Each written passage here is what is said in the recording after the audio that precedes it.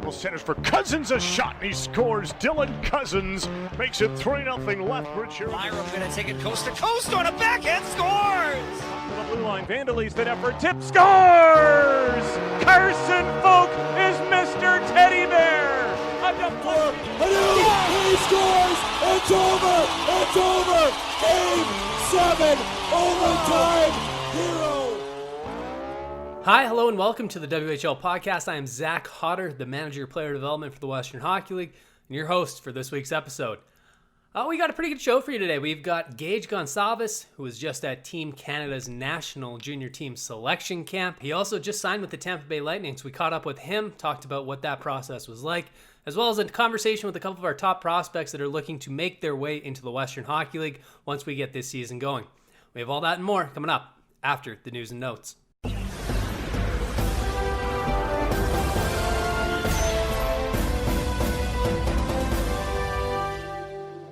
We start this week with the WHL announcing that it has rescheduled its 2021 WHL draft, previously referred to as the WHL Bantam Draft. This year's draft class will be the 2006 birth year. Instead of happening in May of 2021, the draft will now be pushed to December of 2021. Commissioner Ron Robison said, quote, moving the 2021 WHL draft from May to December allows additional time for players in the 2006 age group to be evaluated following a challenging season due to the COVID-19 pandemic. Team Canada has announced its leadership group for the 2020-2021 World Junior Championships being held in Edmonton, Alberta. Former Saskatoon Blade and current Chicago Blackhawks star Kirby Dach has been named captain for Team Canada at this year's championships. He'll be joined by assistant captains Dylan Cousins of the Lethbridge Hurricanes and Bowen Byram of the Vancouver Giants.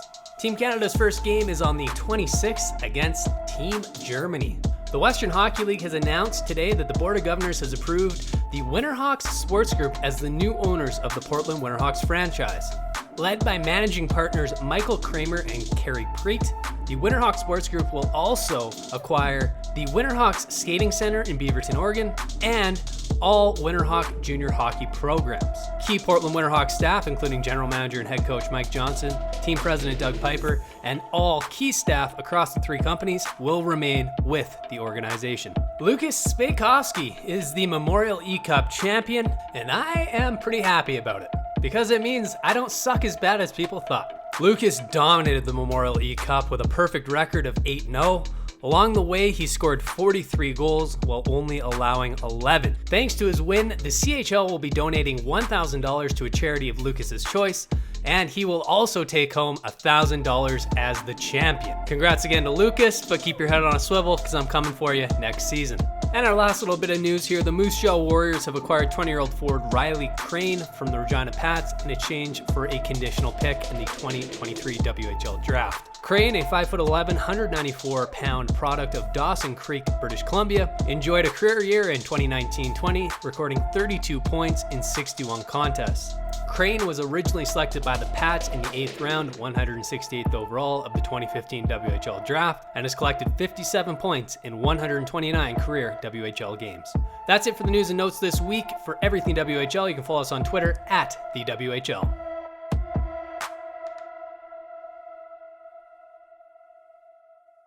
I'm joined by the 11th overall selection from the 2019 WHL draft, Denton Mateychuk. Denton, how has the start of this year been, and kind of what have you been up to? Yeah, well, I started off the year in the MJHL. It was a really good start. We only got 8 games in before it got shut down, but yeah, it was a really good start, and it sucked that the WHL was pushed back, but that was good to get in some games. You played 8 games with Steinbach. You had 1 goal, 2 assists for 3 points. What was the adjustment for you going from U18 AAA to a full-time junior hockey player? And do you think that playing in Steinbach's really kind of helped you understand what you need to do to be a successful player in the Western Hockey League? Yeah, I think for sure it has. I say the biggest jump would probably be, it's bigger guys, faster skaters. They're all bigger, stronger, and the skill level's there, and it's a good league. And yeah, I felt it really helped me get ready for this WHL season coming up. Well, let's turn the page back to last year when you got your first opportunity to go to a WHL camp with the Moose Jaw Warriors. What was that training camp like? And, who were some of the guys that really helped lead you through the first couple weeks of that camp? Yeah, it was a really good camp. I enjoyed every second of it, and I'd say probably, well, I met all the guys there. I think Damon Hunt there, he met him, and he's a good guy, and Ryder Korzak also, he was really good for me, and yeah, everybody was good, but those two guys really stood out for me. And not only that, you got to play in 7 Western Hockey League games last year. I think the biggest highlight for you would probably be scoring your first goal. So can you just take us through kind of how that play unfolded and, what you were thinking when you put the puck on net? Yeah, well, it started off the play. We were in our D zone and we almost got scored on, and then there was just kind of collapse on the net, and then came out with the puck, and it kind of developed into like almost a 4-on-2, and Corsi hit me wide, and then I tried to put it short to the far side, and I couldn't tell if it went in, and then you seen the lights go off, and it was a surreal moment for me. Yeah, no doubt. That must have been quite the accomplishment. I'm sure your parents were cheering pretty loud in the crowd or watching on TV when they saw you put that one in. But I mean, that was just one of many highlights that you had last season. You also got to attend the Youth Olympic Games for Team Canada. What was that like? And what was the experience like, not just getting to play against the best players in the world, but also the first opportunity for you to get to play with players from Ontario and Quebec and the Maritimes? What were some of the takeaways, and who are some of the guys that you're going to have to keep your eye on as you move along here in your career? Yeah, that experience was unbelievable. And it was definitely cool playing against all those guys and wearing the Maple Leaf for the first time. But I'd say we were really close as a group, and my D partner for most of it, Ty Nelson, I really got to know him pretty well, and he's a really good player, and he'll be good for a lot of years. And also all the Western Hockey League guys, I knew him a bit, but I got to know them better, and just as a group we were all pretty close. It was good. Denton, now that you're going to have the opportunity to make the Warriors this season for your first full year in the Western Hockey League, can you describe the type of player that you are, or the NHL comparable that you'd like to play like? Yeah, I'd say I'm an offensive defenseman. I like to join the rush, and sometimes lead it, and I feel I have a strong defensive game. I'd really say I really like Rasmus Dahlin as a defenseman in the NHL. That's who I'd say I model my game after. Pretty good guy to model your game after. He only went first overall. I love it. But let's step away from the ice here a little bit and get to know who you are. The Olympics, unfortunately, have been pushed back because of the COVID-19 pandemic. But if you were to go to the Olympics for a sport other than hockey, what sport do you think you'd excel in? Well, that's a tough one. I'd say probably, I think skiing, I'd say. Yeah, we've had a lot of guys say skiing. So I think it's, there's good parallels between hockey and skiing with the edge work. And my last question for you, we obviously can't go to live sporting events, music events, comedy events, but when we can, who's the one artist, band, or musician that you want to see first? I'd say Post Malone. Hey, that's a great answer. Well, Denton, thank you so much for taking time out of your day. I wish you and your family all the best to stay safe and healthy over the holiday season, and good luck once we get the season started. Thank you. Thank you to Denton and the Warriors for helping set that one up. Up next, we have maybe one of the best stories in the Western Hockey League this past season, Gage Goncalves. He's gone from scoring 1 goal his first season in the league to signing an entry-level contract with the Tampa Bay Lightning. I hope you enjoy our conversation. I am joined by the newest member of the Tampa Bay Lightning organization. He's officially signed his entry-level contract from the Everett Silvertips and from the beautiful location of Mission, British Columbia, Canada. It's Gage Goncalves. Gage, how are you doing? Good. Thanks for having me. So let's start with the exciting news, signing with Tampa. I mean, they literally took you 2 months ago in the NHL entry draft. You haven't even been to a training camp, and yet they still wanted you so badly that they'll sign you to an entry-level contract during a pandemic. What do they think about your game is going to be so valuable to them? Yeah, I'm just I'm as shocked as you are. It was a good moment, but I think they can just really see my work ethic that I put in and how much my game has progressed, just not over even the past season. I think they really see the hockey IQ that hopefully can keep on improving and stuff like that. And yeah, I think the biggest thing is just I think they think my game's a long way from its peak, and I think so too. So hopefully it can keep progressing in the right way. Well, talking about that progression, actually, I checked your stats before we started this. I mean, you go back to the year that you were with the Fraser Valley Thunderbirds, your progression that season to your first season in the Western Hockey League where you only scored 1 goal. Heading into last season, you had 1 Western Hockey League goal, and now you're an NHL signed player. Did you have any expectation that 2020 would be the whirlwind of a year it's been for yourself? No, I didn't expect I didn't expect that coming into my second year with Everett, or even this past off season with the draft and everything. Yeah, everything's been happening. It feels like so fast. Like literally feels like a couple weeks ago I was playing my first game of the year. So yeah, it was crazy. We got off to such a hot start of the year, and the line, me, Kindup, and Fonstad there just took off, and yeah, I kind of just ride that wave and kept it going, and yeah, everything seems to be working out so far. You rode that wave right into World Junior training camp out in Red Deer. We talked about it before we got started. You had to go through the 14-day quarantine period. Can you just take us through kind of what they had you doing during that time and how difficult it was to get back on the ice? Because I'm assuming when you came back, those first couple of practices were not a lot of fun. No, those first couple of practices were tough. I remember showing up to the rink because we were the second team on the ice, and we were watching Team White or whatever go through practice first. And I took a peek out, and I see they're like 10 minutes in, and I see guys hunched over on one knee, just gasping for air. So that first practice was a real tough one to push through, but we got through it. But yeah, quarantine, it was tough, but they kept us really busy. Like a normal day for us was wake up, breakfast delivered to the door, eat that. We'd have a workout at 10 a.m. every day. They sent up the town of Red Deer, sent some bikes up to us, so we got to do a couple spin classes. Then we would have kind of a afternoon off. We'd get our COVID test. Somebody would come up to our room, do our throat swab. Did a lot of playing Xbox, listened to some podcasts. Did a lot of Christmas shopping for all my family and friends and stuff like that back home, so that kind of helped. And then we'd have lunch, dinner. We usually had a guest speaker. Like we had the lead singer from the Arkells come in, a comedian, Jamie Clark, this insane storyteller. He's climbed Mount Everest like 4 or 5 times. So he had some great stuff to give to us. We had a couple poker nights late at night. We did a Bob Ross paint show. So it wasn't as bad as you'd think it would be. But yeah, once it got to like that day, like 8 or 9, you just wanted to get out to fresh air and back on the ice so badly. Well, once you got back on the ice, you were playing with a lot of players that you've probably never played with before. Were there any guys from the other leagues that really caught your eye that you probably didn't know much about that you're like, oh my God, this guy is really, really good?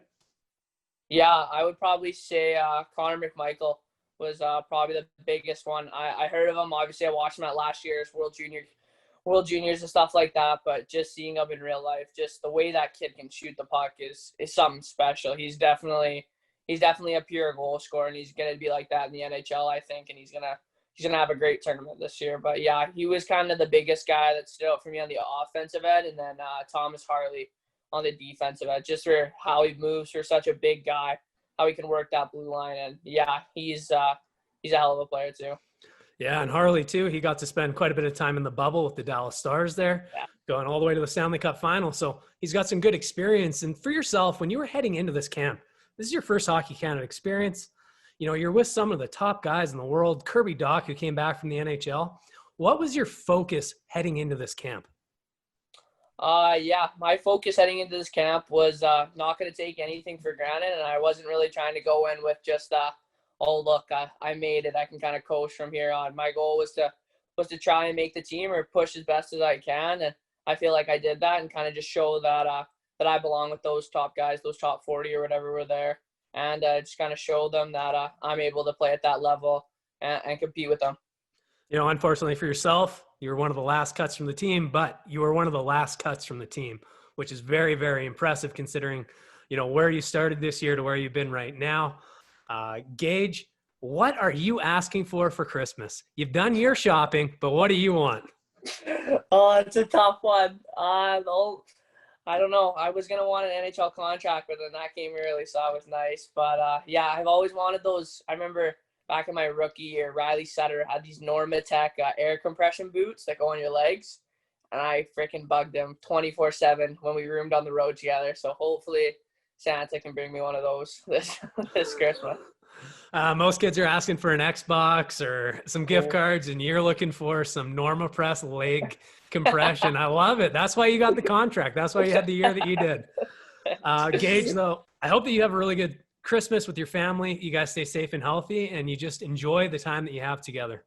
I appreciate it. Right back at you. Thank you very much. What a good kid he is. We wish him all the best. We think there's great things in his future ahead of him. So thanks again to Gage Goncalves. Our last conversation is with the pride of Saskatoon, 10th overall selection at the 2019 WHL draft. He's currently playing with the Saskatoon Contacts of the Saskatchewan U18 AAA League. It's Kevin Korchinski.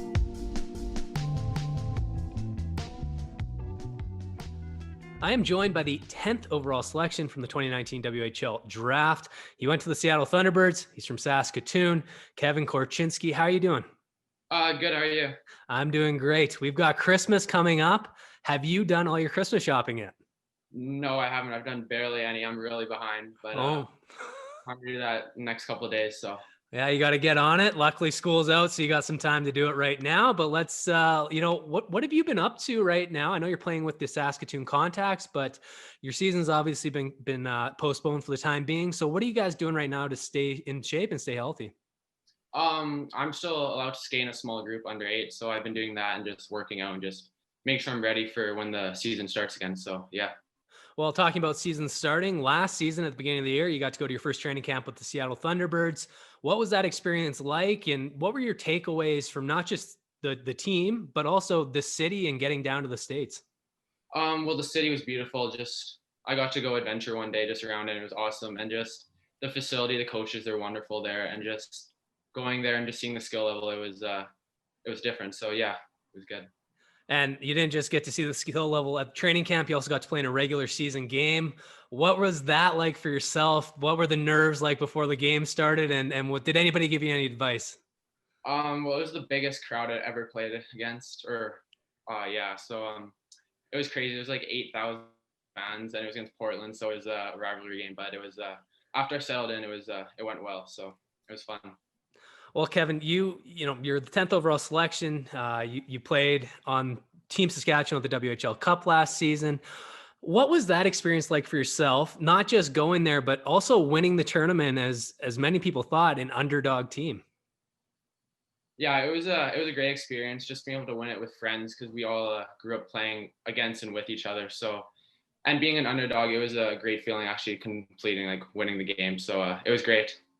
Well, looking forward to this season. You've had a lot of development time over the summer and then this extended break we've had right now. What are some of the areas of your game that you've been trying to develop or work on as we get prepared for the WHL season?